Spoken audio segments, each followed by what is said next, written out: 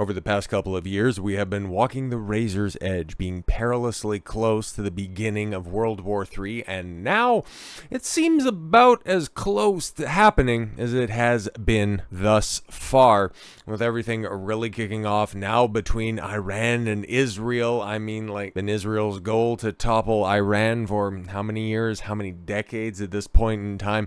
How many old entrenched warmongers have wanted a live battle?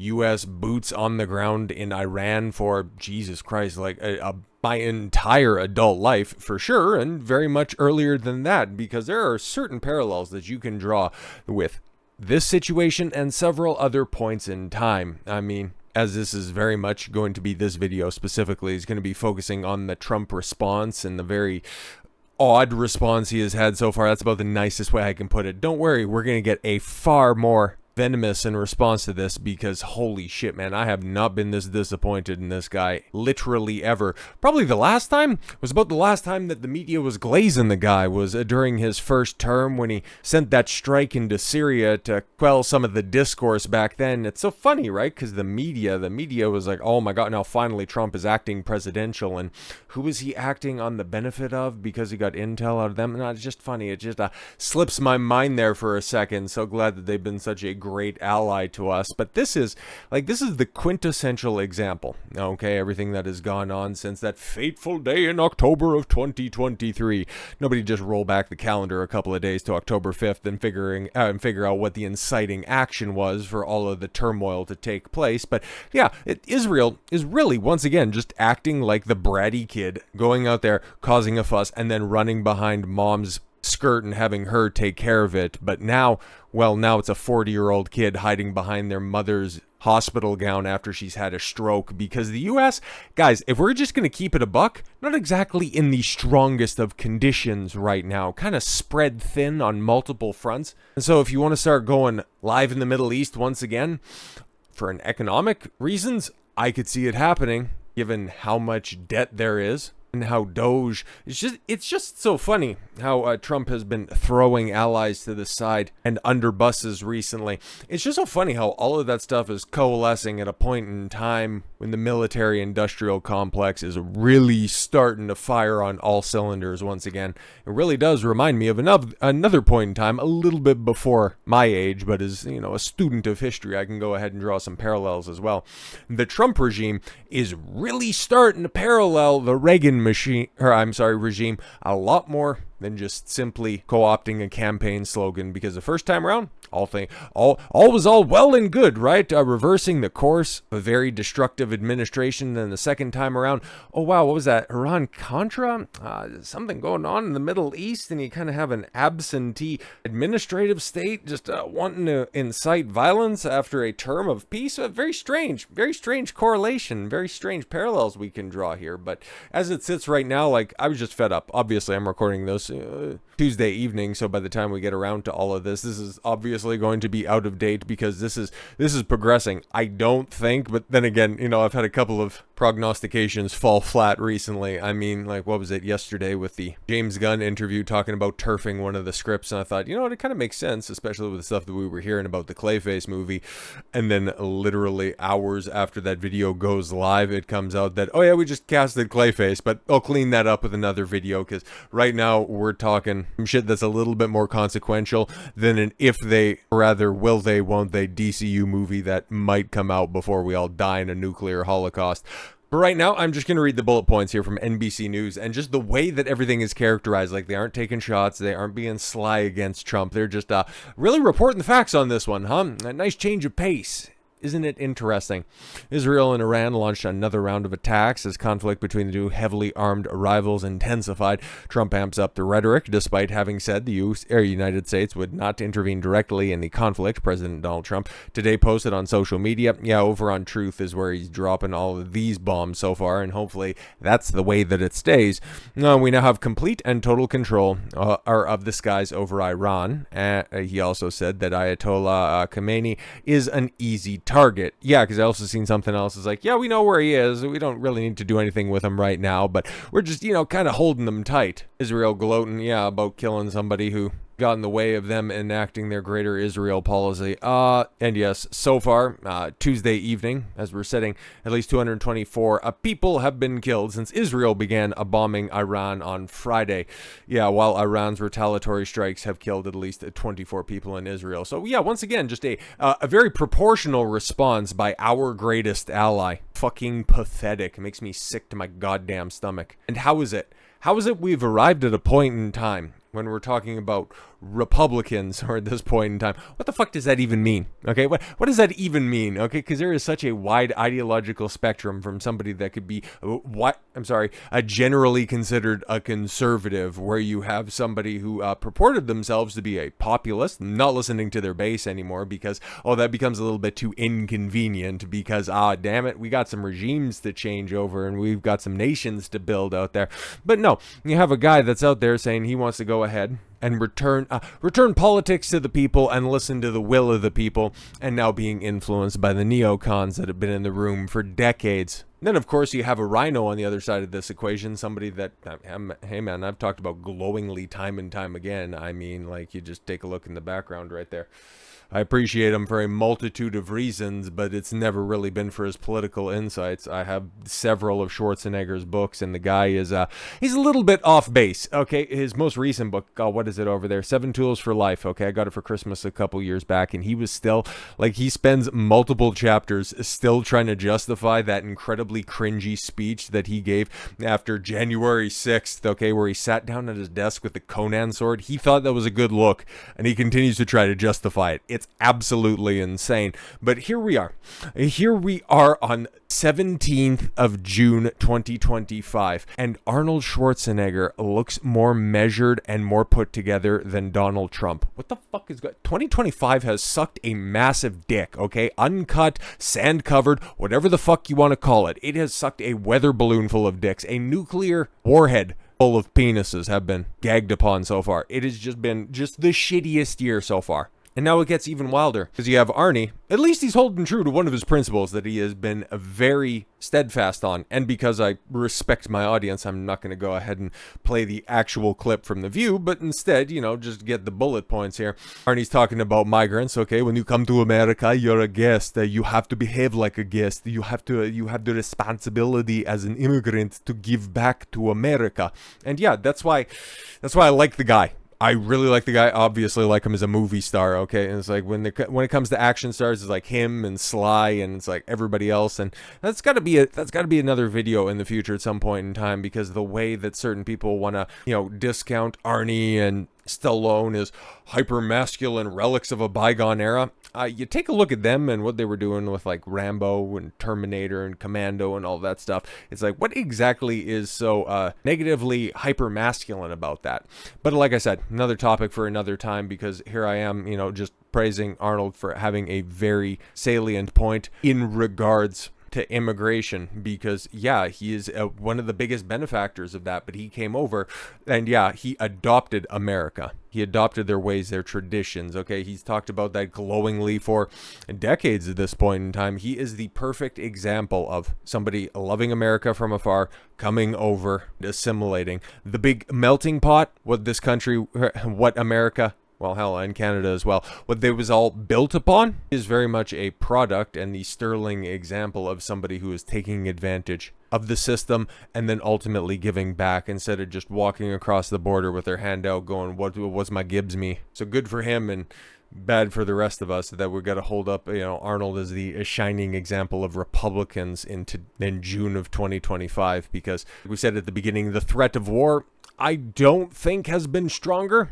at least in the past couple of years. Obviously, like the aftermath of 9/11 and all that stuff, it was very much an inevitability. But this time around, when it comes to a full-scale invasion, this is about as close as I can remember in my lifetime. So midway through Tuesday, there was a report from Iranian media that came out, and it said that in store overnight they had a surprise the world will remember. And then there was this video that came out, which I don't know the validity of. I can't really speak to the efficacy of this, but yeah, they're out there, saying that this comes after Iran state media claimed that tonight they will surprise the world will remember for centuries. What exactly are are we talking about here? I think that this is just a little bit on the nose, and fool me once, shame on you. Fool me twice is like, come on, man, like, what are we doing out here? Okay, and again, it's just, if you are a student of history, you will be able to connect the dots on certain rhetoric repeating itself. Iran is your problem too. I beg your pardon, okay, because there are multiple releases that are out there from both sides of the state media, and the only time that Iran has pledged any sort of retaliatory attacks is if they initiate against Iran. There's nothing about them coming over and, oh, they hate us for our way of life. No. You want to dig a little bit deeper as to why they don't exactly have the most rosy relationship with the United States. It just so happens that there is a puppet state, that is a little bit of a disruptive neighbor for them, that's pulling the strings and trying to make things seem a little bit more consequential than it really is. Because I don't know if you guys remember, okay, but back when you had Secretary of State Colin Powell go in front of the Joint Chiefs Commission with a little vial of powder that would end up coming out as not what he would represent it as, but there was also a note that came along with that, and it said, what was it, death to America, and then also had death to another country. And why would you go ahead and single out one place? Because the way that it was presented, like Iraq and Afghanistan and all of those places where those 12 Saudi Arabian men, they came over and they just hated us, and the reason that they attacked us on September 11th is because they hated our way of life. So if they despise the West so much, why are they singling out the United States of America and Israel? It just gets the old noggin jogging now, doesn't it? Especially, the way that they're manufacturing consent, cute touch with the Arabic and not the Farsi, because that's exactly that they don't think very highly of you. They just think that their propaganda will continue to work, but realistically, man, it's not working. Because people can go ahead and connect some dots, okay? Yeah, because all of this stuff, once again, really kicked off, like I said, October 7th, 2023, a day that will live in infamy, where a bunch of guys in hang gliders managed to have the munitions to take out just, miles of vehicles with AC-130 rounds. It just, it makes sense. Don't worry about it. Don't think about it, okay? Because Israel has every right to defend itself by blowing up buildings because there might be tunnels under there. I don't know, man. It's just, they're using human shields, so we need to go ahead and level those hospitals and schools and apartment buildings. They pose a significant and serious threat. Trust us. That's what all of our intelligence says. But Candace Owens is one of the, hey man, she's been incredibly vocal in her support of Trump forever. And it seems foolish to say, but I don't agree with Candace on everything. But after her break with the Daily Wire, she's been going in on certain topics, okay? Some of which is very interesting. Some of the stuff that, I can't necessarily get on side with. But when she presents some evidence for some things that she believes strongly in, hey man, you just got to go where the facts are, okay? Fuck your feelings. Don't deal with the way don't deal with the world the way that you want it to be. Deal with the way that it is. And if she has tangible evidence instead of, oh, God said we're entitled to this swath of land, and oh no, they attacked us, just don't mention that, prior to that attack, we kind of instigated something. Listen to the whole story, not half a story. Trump on Monday tweeted out, somebody please explain to Kooky Tucker Carlson. Kooky Tucker? I beg your pardon?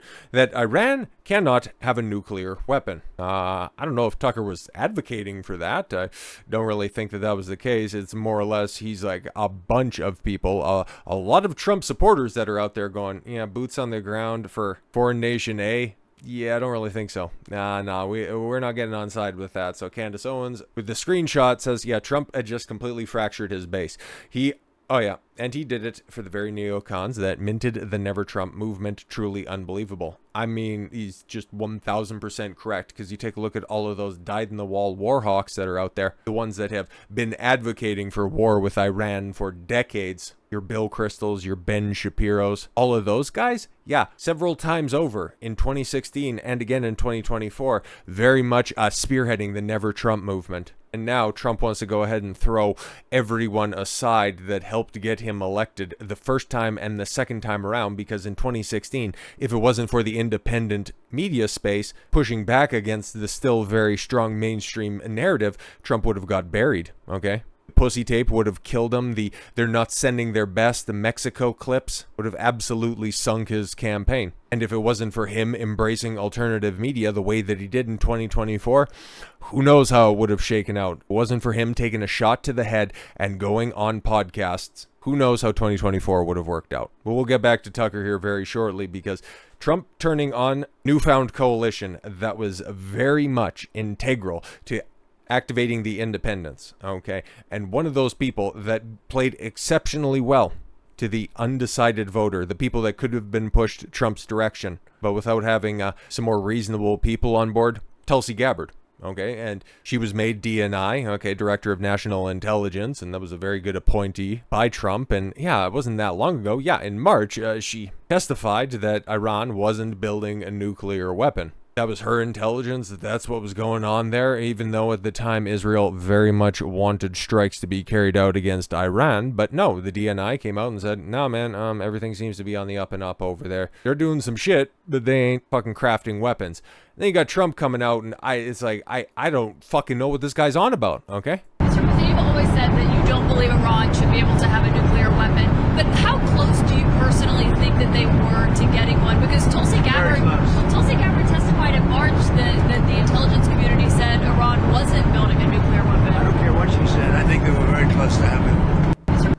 I don't care what she says. I don't care what the Director of National Intelligence has to say about this. I have a gut feeling, and I got a phone call from somebody over there with a tiny little hat that says, yeah, Iran definitely has nuclear weapons. So I'm going to say, yeah, no, they're definitely close to having one. And then on Tuesday, Tulsi comes out with this minute-long video where she has some very interesting imagery. Don't need to play any of it, and just can simply, well, I'll link out to it. Obviously, everything that you're seeing here is going to get linked out to anyways, so. But just the summation of it, Director of National Intelligence Tulsi Gabbard issues a strange and shocking nuclear warning, warning an incoming nuclear holocaust, and call others to reject this path. Yeah, I mean, we kind of know what would happen the moment that certain type of nukes fly, certain types of fucking nukes fly. There you go. It's a little policy called mutually assured destruction, and our greatest ally has a little contingency plan in place, because for as much as they want to complain that Iran they don't need and they can't have nuclear weapons, we know for a fact, thanks to some records and some receipts, back in the 50s, starting everything in about, the late 50s, and then really ramping up into the 60s. Yeah, somebody came over here and stole some yellow cake uranium and then just brought it back to the Holy Land. So yeah, the moment that anything could potentially go down is the moment that they send all of their arsenal into circulation. We don't want that. No, we don't. So yeah, so she's signaling something from inside the U.S. government to outside that we don't know.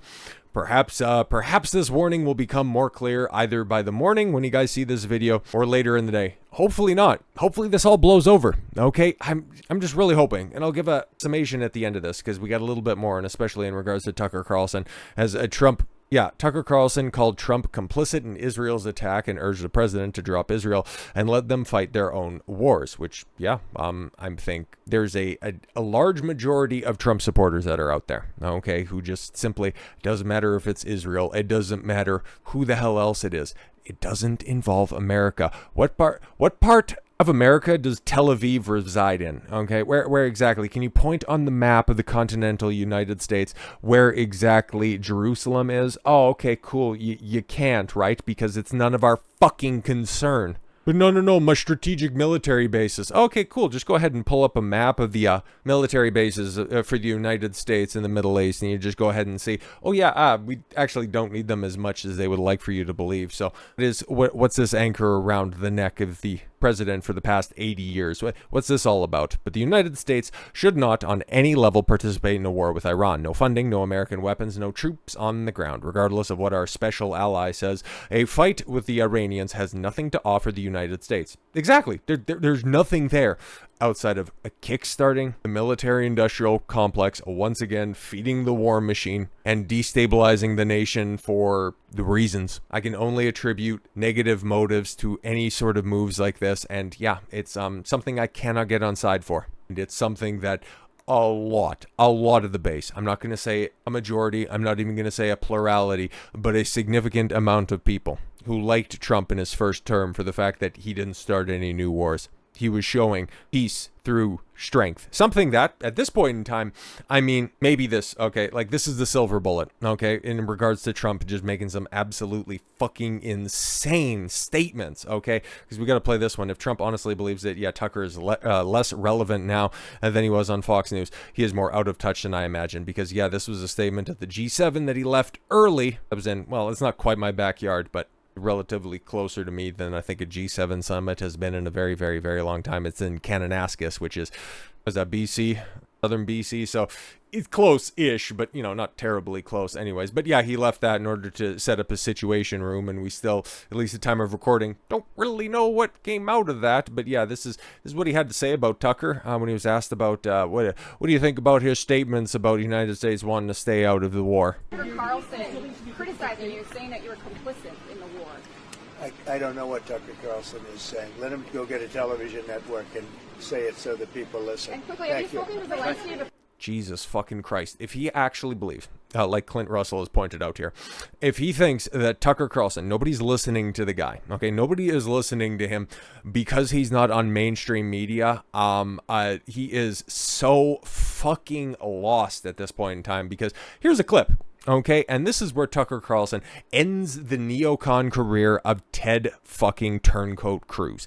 Now, this is just, Ted has been a bloviating jackass who has tried to make viral social media clips by being a part of superfluous questioning committees, you know, bringing the heads of social media companies out and then just, you know, going really hard. Oh my God, he destroyed Jack Dorsey. Oh, Ted Cruz really went in on Mark Zuckerberg. And what ended up coming out of any of those hearings? Fuck all. Oh, Ted's got a nice new beard. Good for him. Oh, punish Ted Ark. What the fuck did he actually punish after all? All right, everybody's collective brain cell count. He's done nothing. He's achieved nothing. And as Tucker lays bare for the world in a clip that is hours old at this point in time, 6.3 million people have seen it. But yeah, Tucker needs to hop on Fox News where he would get a fraction of that. And oh yeah, this clip right now, yeah, just refreshed, as you guys can see, 10.5 million views. The full interview drops tomorrow. Might already be out by the time that you guys see this, but this clip right here just lets you know the type of people that are in charge that want to see regime change, that want to see Iran toppled, that want to see a hot war between the United States and Iran. They want to see this blow up to World War III because they will go ahead and obfuscate from their own failings and then just point it all and then just trying to leverage this new wave of patriotism to go in there and, you know, stomp out our enemies. We can't let fascism rise. We have to protect our greatest enemy. We need to go and get into another full-scale war because we can never forget. Fuck off. If you don't actually know, well, we'll just play the clip. How many people live in Iran, by the way? I don't know the population. At all? No, I don't know the population. You don't know the population of the country you seek to topple? How many people live in Iran? 92 million. Okay. Yeah, How could you not know that? I don't sit around memorizing population tables. Well, it's kind of relevant because you're calling for the overthrow of the government. Why is it relevant whether it's 90 million or 80 million or 100 million? Why is that relevant? Because if you don't know anything about the country... I didn't say I don't know anything about Okay, what's the ethnic mix of Iran? They are Persians and predominantly Shia. Okay, this is cute. It's not even... You don't know anything about Iran. So okay, I am not the Tucker Carlson expert on Iran. You're a senator who's calling for the overthrow of the government. You're the one who don't know anything about the country. No, you don't know anything about the country. You're the one who claims they're not trying to murder Donald Trump. You're the one who can't figure out if it was a good idea to kill General Soleimani, and you said it was bad. You don't believe they're trying to murder Trump. Yes, I do. Because you're not calling for military strikes against them in retaliation. And if you really believe that... We're carrying out military strikes today. You said Israel was. Right, with our help. I said Israel is leading them, but we're supporting them. Well, you're breaking news here because the U.S. government last night denied, the National Security Council spokesman Alex Pfeiffer denied on behalf of Trump that we were acting on Israel's behalf in any offensive capacity. No, we're not bombing them. Israel's bombing them. You just said we were.